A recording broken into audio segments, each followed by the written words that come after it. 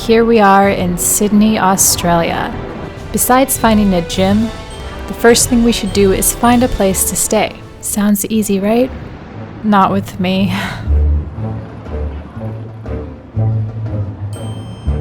Okay, I know you're probably tired of capsule hotels, but I wanted to go to a capsule hotel in Australia because it's a mixture of kind of like a hostel slash hotel experience.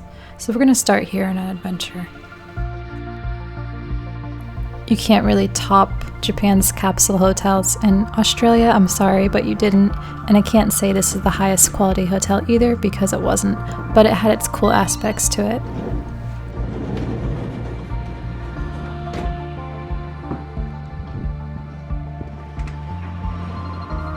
The reason I booked this hotel is because you get a little bit of privacy. It was the cheapest and the lights were really cool. I mean, once I was able to figure out how to turn them on, which definitely took me a second.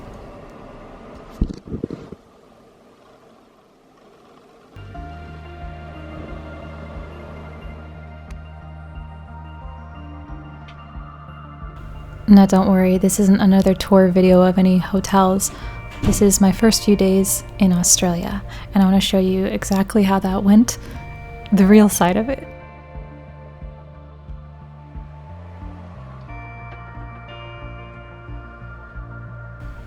I know it's dumb to travel with 2 big suitcases, but this is where I'm at right now, so let's just be gracious.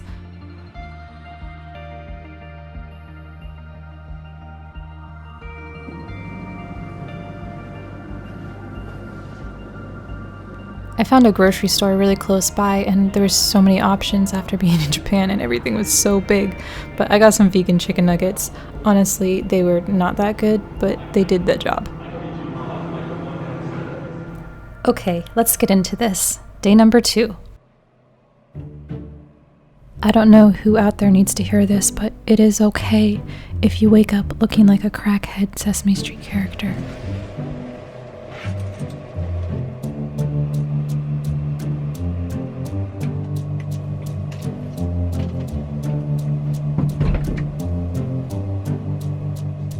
It's kind of hard to get up when you don't have any natural light, and it kind of feels like you're in a casket.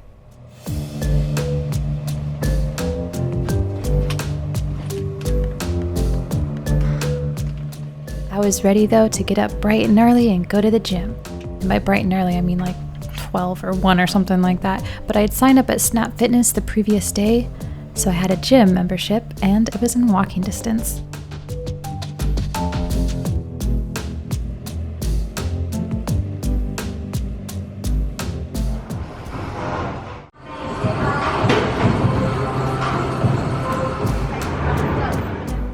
After the gym, I got some food and I had to do a bunch of work because I was like way behind on everything.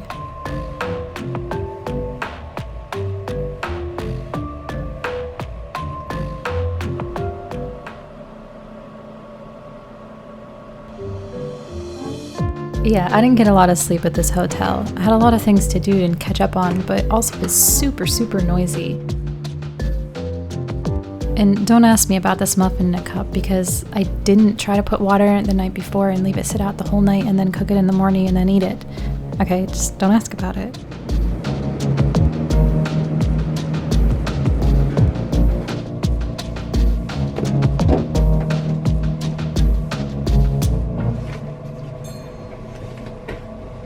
The biggest complaint I would have about this hotel is that there's a fuck ton of stairs and there's no elevator. Cursed whoever did not put an elevator in this place.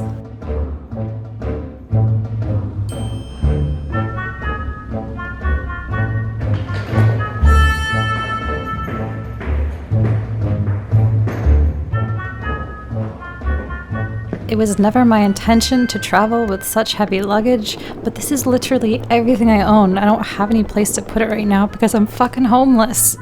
Due to poor planning, I had to find another hostel for a night. This one, thank goodness, had an elevator, but I was put in a very small bunk room with 3 other people.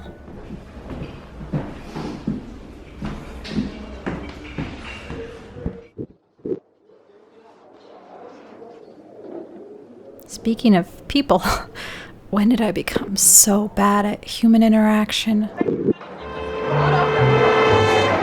I think I'll just go over here to this corner. I don't know how to talk to. I need out of here.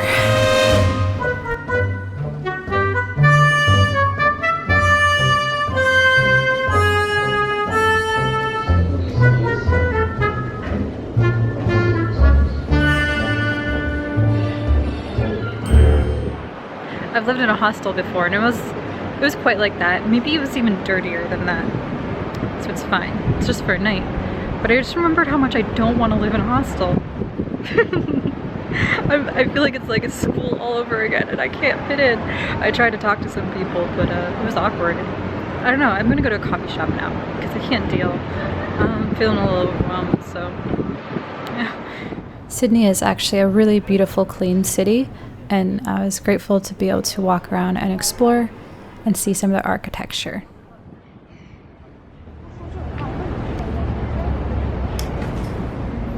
What the fuck are those?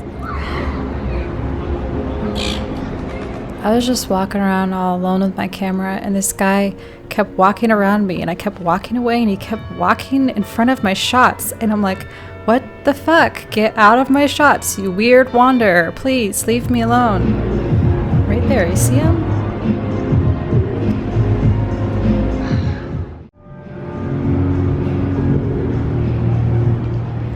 So I'm just chilling outside. I found a lot of interesting birds here. I don't know what they are. Comment below if you know what those big birds are. They're like going through the trash.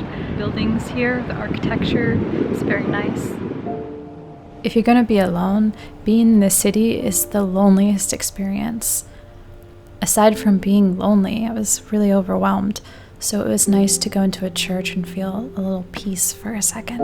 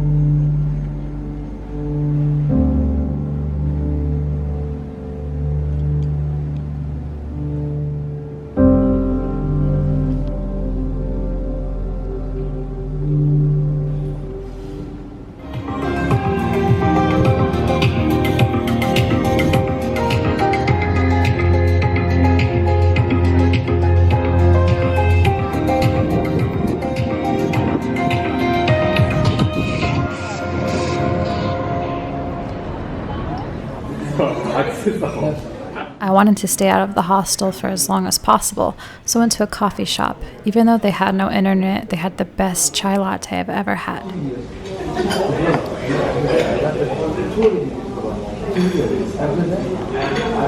At this point, I was overwhelmed in every single sense. So many sensory stimulations. I had to just go to the bathroom for a second to just be away from everything and soothe myself. Maybe someday I'll talk more about this, but it's something I have to do quite often. There's also a lot of other things going on behind the scenes in my personal life at this point, to where things just are really hard.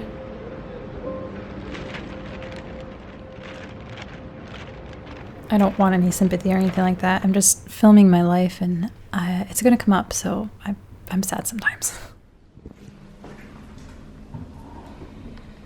My main goal was to get out of this hostel as soon as possible, but just so you know, it was only like $15 a night or something, and it was cheap and in a good area, so it's still an option if you want it.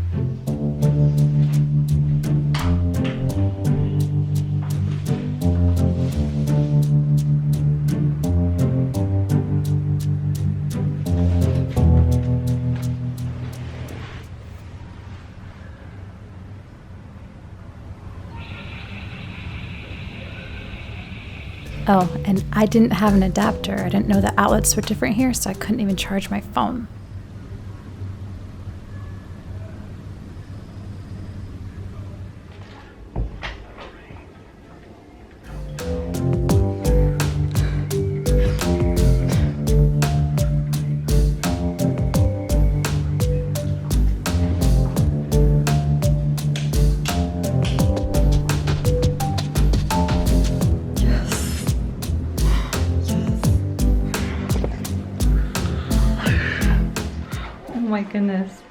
Okay, I need to get an adapter.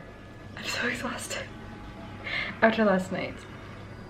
And the last hostel, the entire night, the guy underneath me in his bunk was sick or something. I'm like, please, like I have to get out of here. He was like sneezing and like sniffling the whole night, and he kept violently turning in his bed the entire night. It didn't stop. I was completely exhausted and I still wasn't able to really sleep. Like, cause every time I fell asleep for a second, it'd just be like, I was like, oh. So, and it smelled really bad in there too. I'm sorry, it's like a room of 3 guys and 1 girl, and it just did not smell good. I'm not trying to complain, I'm really not. I'm just sharing my experiences with you guys as a solo traveling female in case you guys want to know about things. Living in hostels, I've done it before. Surprisingly, that's not the worst hostel I've lived in. The worst hostel that I've lived in was in LA, and that was for 4 months. So it wasn't worse than that. It's just, I didn't realize that's a hostel a lot of people temporarily like live at as their home. So those types of places are kind of always just like, eh. Hostel living can be a great way to save money. They're the cheapest option for backpackers or travelers, but with someone with like luggage and someone trying to have like some privacy alone time, it's not the best option. But I will go in more on that in a little bit. Right now I'm just gonna drink some water because I'm so thirsty. Go look for an adapter because my phone's gonna die and I need to charge it, and I don't have an Australian adapter yet. I didn't know I needed one. This is all, as you guys know, learning as I go, and you guys come with me.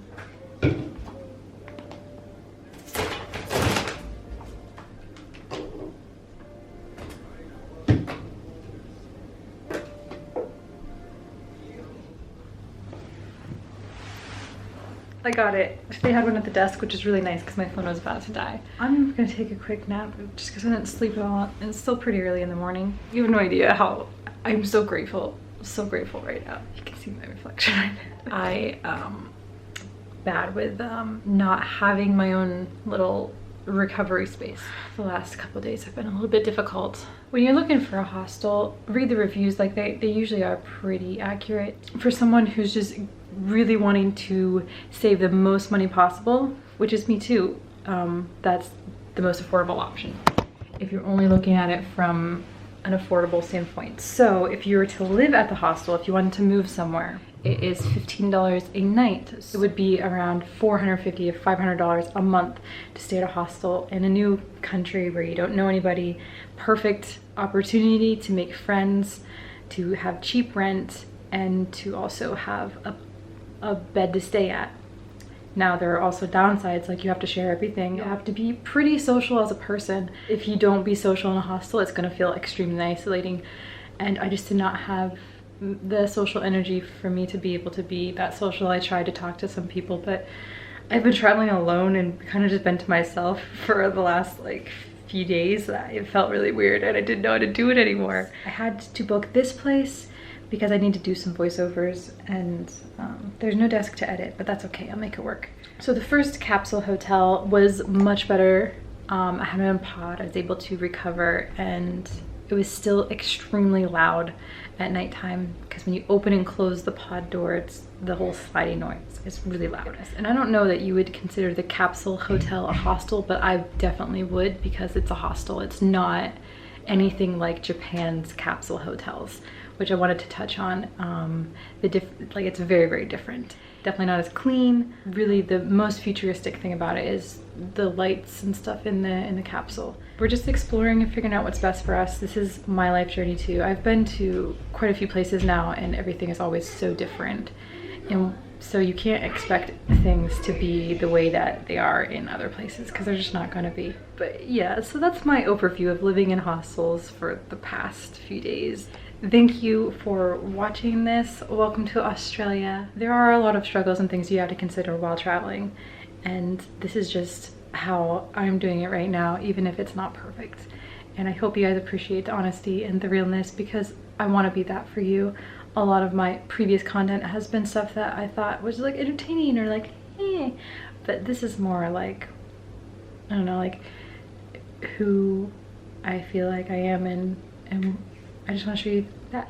Okay, I'm gonna go now. I'm gonna take a nap. I love you guys very much. Stay extraterrestrial, and I'll see you in the next video.